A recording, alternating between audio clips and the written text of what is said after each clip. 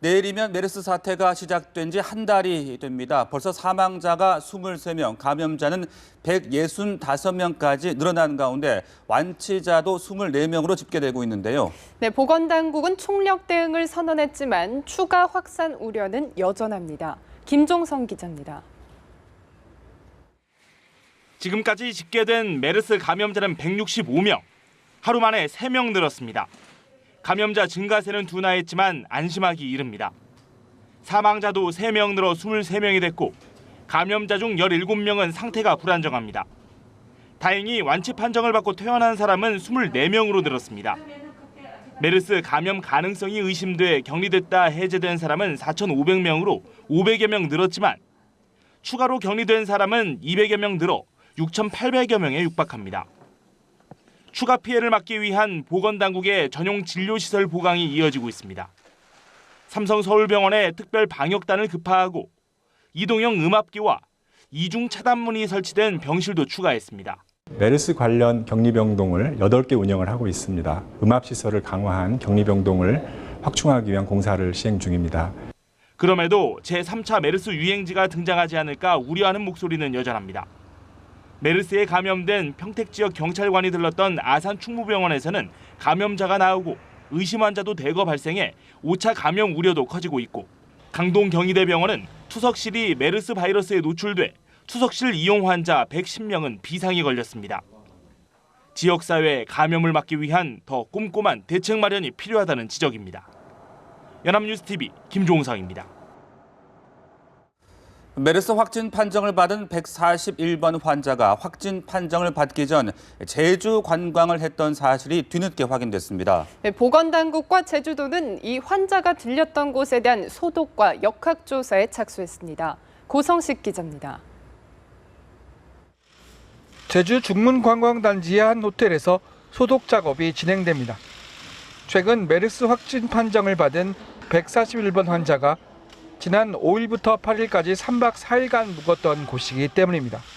이 환자는 가족 등과 함께 항공편으로 제주공항을 통해 제주에 온 이후 여행 기간 신라호텔과 인근 음식점, 남원읍의 코코몽 에코파크, 제주시 조천읍 승마장에 갔습니다.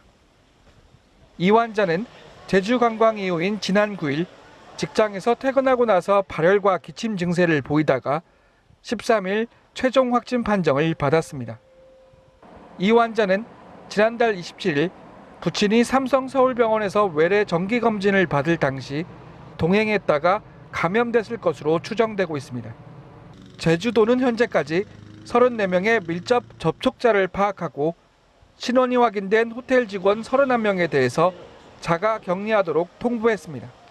또 이 환자가 공항에 머물렀던 시간대의 CCTV와 호텔 외 식당, 승마장 등 관광지의 정확한 상호와 동선 등을 파악하고 있습니다. 2m 이내 동선에 포함됐던 모든 사람을 대상으로 모니터링은 들어가게 됩니다. 만약에 이 공항만이 아니고 관광지든 이 사람이 렌트카든. 제주도는 중앙대책본부 중앙역학조사반과 함께 제주여행 동선에 대한 전반적인 역학조사를 시행해 결과가 나오는 대로 동선을 공개할 예정입니다. 연합뉴스 고성식입니다. 한편 이 141번 환자가 제주 여행을 하면서 묵었던 제주 신라호텔이 메르스 우려가 사라질 때까지 영업을 잠정 중단하기로 했습니다. 신라호텔 측은 어제 오후 메르스 우려가 사라질 때까지 영업을 잠정 중단하고 투숙객들을 모두 돌려보낼 예정이라면서 뷔페와 수영장 등의 부대시설 운영도 중단한다고 밝혔습니다. 앞서 17일 밤 중앙대책본부로부터 141번 환자가 신라호텔에 머무는 사실을 통보받은 제주도는 호텔의 영업을 자제해달라고 권고했습니다. 제주도 메르스 관리대책본부는 발열 증상을 보인 관광객과 도민 등 5명에 대해 메르스 감염 여부를 검사한 결과 모두 음성으로 판정됐다고 밝혔습니다. 어제 오전 11시 30분쯤 대구에서 제주에 온 관광객 A씨는 제주공항 열 감지기에서 발열 현상을 보여 체온을 측정한 결과 38도로 확인돼 제주대학교 병원에 격리돼 검사를 받았습니다. 발열과 기침, 설사 등의 증상을 보인 면세점 직원 B씨 등 4명도 검사를 받았지만 모두 음성 판정을 받았습니다.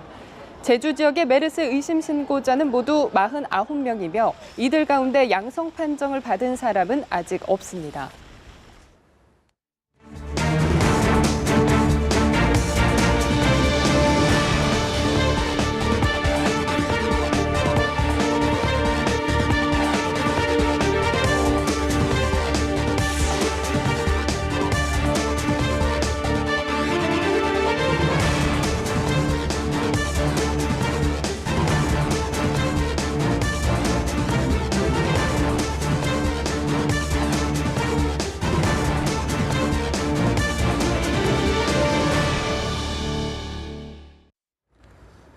마거리찬 세계보건기구 WHO 사무총장이 국내 메르스 바이러스가 감염력이 강한 방향으로 변하지 않았다고 밝혔습니다. 그러면서 대중으로 전파될 위험성은 낮다고 말했습니다. 성승환 기자입니다.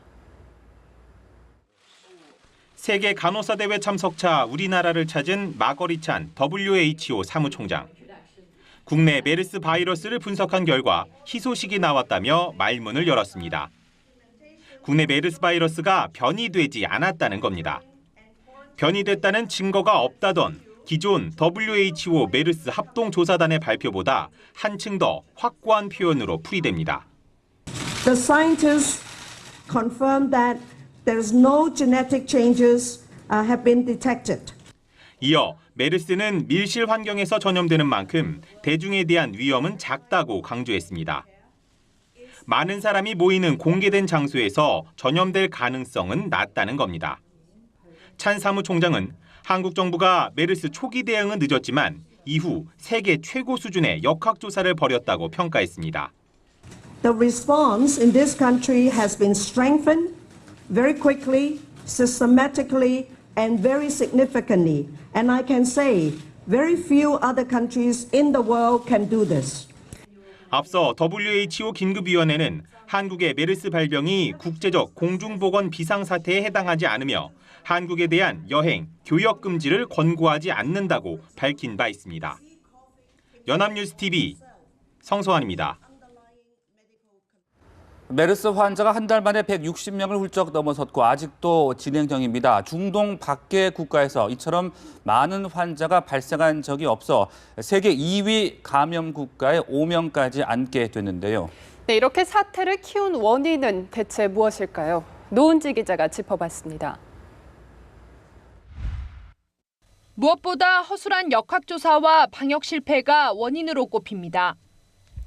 방역당국 최초의 실수는 국내 첫 메르스 환자와의 밀접 접촉자 반경을 같은 병실 환자와 의료진으로 한정시킨 것. 첫 유행지인 평택 성모병원을 재조사하는 과정에서도 같은 실수가 되풀이됐습니다. 방역망에서 빠진 14번 환자는 여러 병원을 전전했고 결국 서울 삼성병원에서만 80명 넘게 감염시켰습니다. 방역당국은 사태 초기 시민과 의료진의 신고에 의존하는 실책을 범했습니다. 두 번째 슈퍼전파자인 14번 환자의 밀접 접촉자 파악을 사실상 삼성 서울병원에 맡긴 것도 오판이었습니다. 지금은 응급 이송요원인 137번 환자를 놓치는 바람에 지역사회 감염을 걱정해야 하는 상황까지 오게 됐습니다. 불안이 커질 것이란 이유로 사태 초반 병원 명단을 공개하지 않은 것도 패착이란 지적입니다. 발생 18일 만에야 병원 명단을 공개했지만 그 사이 환자 수는 빠르게 늘었고 3차 감염자까지 나오면서 공포는 확산했습니다. 사태 초반 좀 더 철저히 그리고 사안을 무겁게 보고 대처했더라면 하는 아쉬움이 남습니다. 연합뉴스TV 노은지입니다.